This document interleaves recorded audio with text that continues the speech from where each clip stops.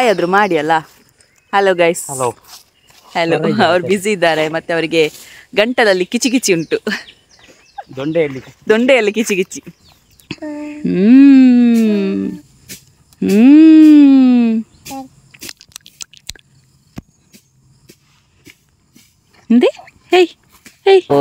ನನಗೆ ಒಬ್ಬರು ಸಬ್ಸ್ಕ್ರೈಬರ್ ಲಚ್ಚುಗೆ ಬರ್ಡೇ ಗಿಫ್ಟ್ ಕಳಿಸಿದ್ದಾರೆ. ಸೊ ಅದನ್ನ ಕೂಡ ಈಗ ಅನ್ಬಾಕ್ಸಿಂಗ್ ಮಾಡ್ತೇನೆ. So hi, welcome back to new vlog. ತುಂಬ ದಿನಗಳ ನಂತರ ಹುಲ್ಲಿಗೆ ಬಂದಿದೆ ನೋಡಿ. ಇವಳು ಕೂಡ ಬಂದಿದ್ದಾಳೆ. ಲಚ್ಚು ಇವಳು ಕೂಡ ಬಂದಿದ್ದಾಳೆ ನಮ್ಮ ಜೊತೆಗೆ. ಮನೇಲಿ ಅತ್ತೆ ಇಲ್ಲ, ಸೊ ಹಾಗಾಗಿ ಇವಳನ್ನು ಸೀದಾ ಕರ್ಕೊಂಡು ಬಂದೆ. ಬನ್ನಿ ಇವತ್ತಿನ ವ್ಲಾಗ್ ಶುರು ಮಾಡೋಣ.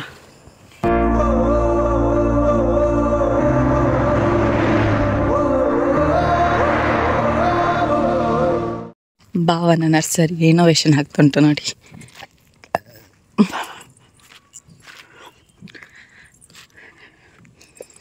ಇದು ಓಲ್ಡ್ ನರ್ಸರಿ, ಇದು ನ್ಯೂ ನರ್ಸರಿ.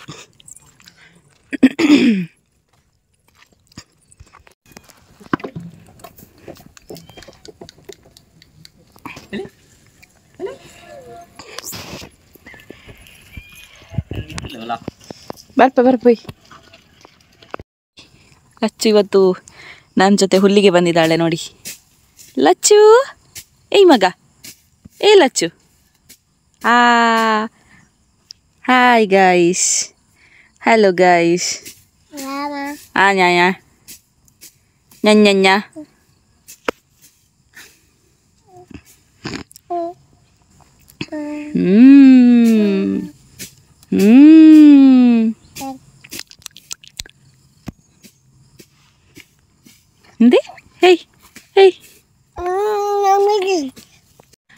ಇವತ್ತು ಇವರೇ ಫುಲ್ ಕೆಲಸ, ನನಗೆ ರೆಸ್ಟ್. ಏಯ್ ಮಗ ಲಚ್ಚು.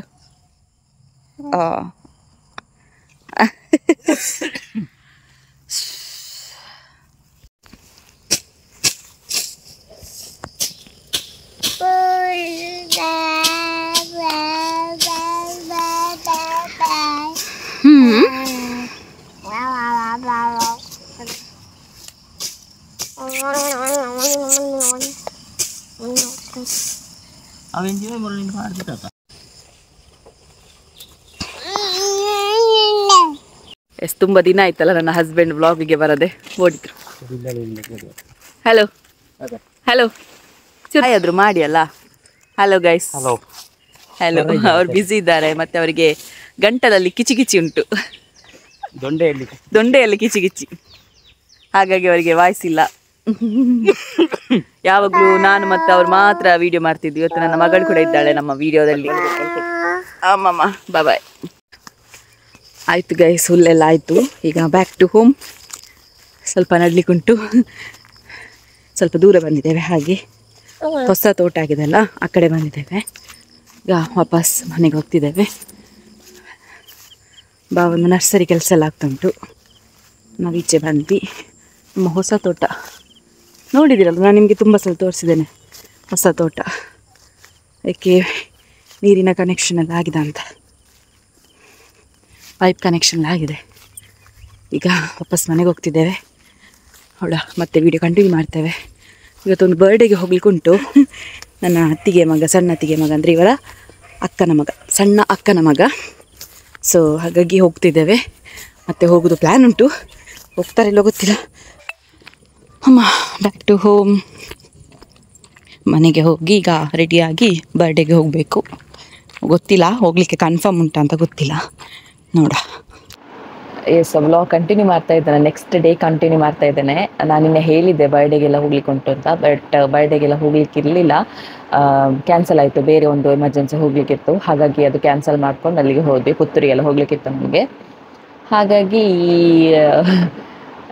ಸೊ ನನಗೆ ಒಬ್ಬರು ಸಬ್ಸ್ಕ್ರೈಬರ್ ಲಚ್ಚುಗೆ ಬರ್ಡೇ ಗಿಫ್ಟ್ ಕಳಿಸಿದ್ದಾರೆ. ಸೊ ಅದನ್ನು ಕೂಡ ಈಗ ಅನ್ಬಾಕ್ಸಿಂಗ್ ಮಾಡ್ತೇನೆ. ಸೊ ಗಿಫ್ಟ್ ತುಂಬ ಚೆನ್ನಾಗಿದೆ. ನಾನು ಆಲ್ರೆಡಿ ಅನ್ಬಾಕ್ಸಿಂಗ್ ಮಾಡಿ ಆಗಿದೆ, ಬಟ್ ನಿಮ್ಗೊಂದು ಸಲ ತೋರಿಸುವ ಅಂತ ಹೇಳಿ ಪೋಸ್ಟಲ್ಲಿ ಕಳಿಸಿದ್ದಾರೆ. ಅವರ ಹೆಸರು ಈ ಥರ ಹಾಕಿದ್ದಾರೆ, ಬೇಬಿ ಅನಘಾ ಭಂಡಾರ್ಕರ್, ಪಾಣೆಮಂಗಳೂರು ಅಂತ ಕಳಿಸಿದ್ದಾರೆ. ಇಲ್ಲಿ ನೋಡಿ, ಅದು ನಿಮಗೆ ಉಲ್ಟಾ ಕಾಣ್ಬೋದು. ಸೊ ತುಂಬ ಖುಷಿ ಆಯಿತು. ನನಗೇನು ಗೊತ್ತಾ, ಎಲ್ಲಿ ಹೋದರೂ ಕೂಡ ಲಚ್ಚನ್ನು ಕಂಡುಹಿಡಿತಾರೆ, ಅದು ಖುಷಿ ಆಗೋದು. ನಿನ್ನೆ ಪುತ್ತೂರಿಗೆ ಹೋಗಿದ್ದೆ ಅಂತ ಹೇಳಿದೆ ಅಲ್ವಾ, ಸೊ ಅಲ್ಲಿ ಕೂಡ ನನ್ನ ಪರಿಚಯ ಸಿಗುವುದಿಲ್ಲ.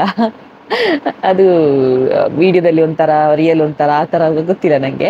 ಬಟ್ ನನ್ನ ಪರಿಚಯ ಸಿಗೋದಕ್ಕಿಂತ ಜಾಸ್ತಿ ಲಚ್ಚು ಪರಿಚಯ ಸಿಗ್ತದೆ. ಸೊ ಲಚ್ಚು ಮೇಲೆ ತುಂಬ ಪ್ರೀತಿ ಇಟ್ಕೊಂಡಿದ್ದಾರೆ. ಕೆಲವರೆಲ್ಲ ಮೆಸೇಜ್ ಎಲ್ಲ ಹಾಕ್ತಾರೆ, ಲಚ್ಚು ಹೇಗಿದ್ದಾಳೆ, ಲಚ್ಚುನ ಕೇಳ್ತಾನೆ ಇರ್ತಾರೆ, ಲಚ್ಚು ಹೇಗಿದ್ದಾಳೆ, ಹುಷಾರಿದ್ದಾಳೆ, ನನಗೂ ಕೂಡ ಮಗಳಿದ್ದಾಳೆ, ಲಚ್ಚುನ ನೋಡೋ ಖುಷಿ ಆಗುತ್ತೆ, ಲಚ್ಚುನ ಜಾಸ್ತಿ ಬ್ಲಾಗ್ಲಿ ತೋರಿಸಿ ಹಾಗೆ ಹೀಗೆ ಅಂತ ಮೆಸೇಜ್ ಬರೋದು ತುಂಬ ಖುಷಿ ಆಗುತ್ತೆ. ಅವಳನ್ನ ಎಲ್ಲೋ ಒಂದು ಕಡೆ ತುಂಬ ಇಷ್ಟಪಡ್ತಿದ್ದಾರೆ, ಅದೊಂದು ಎಲ್ಲೋ ಒಂದು ಕಡೆ ನನಗೆ ಕೂಡ ಖುಷಿ. So thank you so much ಇಷ್ಟೊಂದು ಪ್ರೀತಿ ಇಟ್ಟದಕ್ಕೆ. ಅನಘ ಅನ್ನುವಂಥ ಹೆಸರಲ್ಲಿ ಕಳಿಸಿಕೊಟ್ಟಿದ್ದೀರಿ. So thank you so much. ಮೊನ್ನೆ ಅವ್ರು ಹೇಳಿದರು ನನಗೆ, ನನ್ನ ಕಡೆಯಿಂದ ಲಚ್ಚಿಗೆ ಒಂದು ಸ್ಮಾಲ್ ಗಿಫ್ಟ್ ಇದೆ, ದೊಡ್ಡ ಗಿಫ್ಟ್ ಏನಲ್ಲ, ಸ್ಮಾಲ್ ಗಿಫ್ಟ್ ಇದೆ, ಸೊ ನಿಮ್ಮ ಅಡ್ರೆಸ್ ಕಳಿಸಿ ಅಂತ. ನಾನು ಹೇಳಿದೆ, ನೀವು ವಿಶ್ ಮಾಡಿದ್ರಲ್ಲ ಸಾಕು ಅಂತ. ಆದರೂ ಅವ್ರು ಹೇಳಿದರು, ಇಲ್ಲ, ನಾನೊಂದು ಪ್ರೀತಿಯಿಂದ ಕೊಟ್ಟು ಕಳಿಸೋದು, ನನಗೂ ಕೂಡ ಮಗಳಿದ್ದಾಳೆ, ಸೊ ಲಚ್ಚಿಗೆ ಪ್ರೀತಿಯಿಂದ ಕೊಟ್ಟು ಕಳಿಸ್ತಾ ಇದ್ದೇನೆ ಅಂತ. ಆ ಪ್ರೀತಿ ಯಾವತ್ತೂ ಕೂಡ ಇರಲಿ ಲಚ್ಚು ಮೇಲೆ. ಸೊ ಯಾರೆಲ್ಲ ಹಿರಿಯರಿದ್ದೀರೋ ಅವರೆಲ್ಲರ ಆಶೀರ್ವಾದ ಕೂಡ ನನ್ನ ಮಗಳ ಮೇಲೆ ಇರಲಿ. ತುಂಬ ಖುಷಿ ಆಗ್ತದೆ ಈ ಥರ ಎಲ್ಲ ಹೇಳುವಾಗ.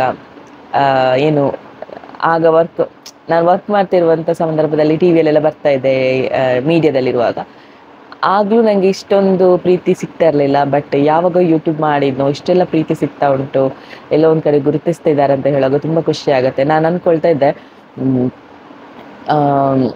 ಯೂಟ್ಯೂಬ್ ಕಂಟಿನ್ಯೂ ಮಾಡ್ತೇನೆ, ಅದ್ರ ಜೊತೆಗೆ ಜಾಬಿಗೆ ಕೂಡ ಹೋಗ್ತೇನಂತೆ ಇದ್ದೆ. ಬಟ್ ಇದೆಲ್ಲ ನೋಡುವಾಗ ನನಗೆ ಜಾಬಿಗೆ ಹೋದರೆ ಇಷ್ಟೊಂದು ಪ್ರೀತಿ ಸಿಗ್ತದೆ ಗೊತ್ತಿಲ್ಲ. ಅದು ನನ್ನ ಒಂದು ಸ್ವಾರ್ಥಕ್ಕಾಗಿ ಆಗಿರ್ಬೋದು, ಸ್ಯಾಲ್ರಿ ಸಿಗ್ತದೆ ಹಾಗೆ ಹೋಗಬೇಕಷ್ಟೇ.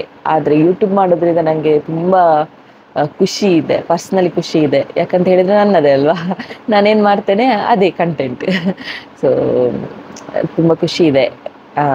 ನೋಡ, ಈಗ ಗಿಫ್ಟ್ ಅನ್ಬಾಕ್ಸಿಂಗ್ ಅಂತಲ್ಲ, ತೋರಿಸ್ತೇನೆ ನಿಮಗೆ ಹೇಗೆ ಉಂಟು ಅಂತ ಹೇಳಿ.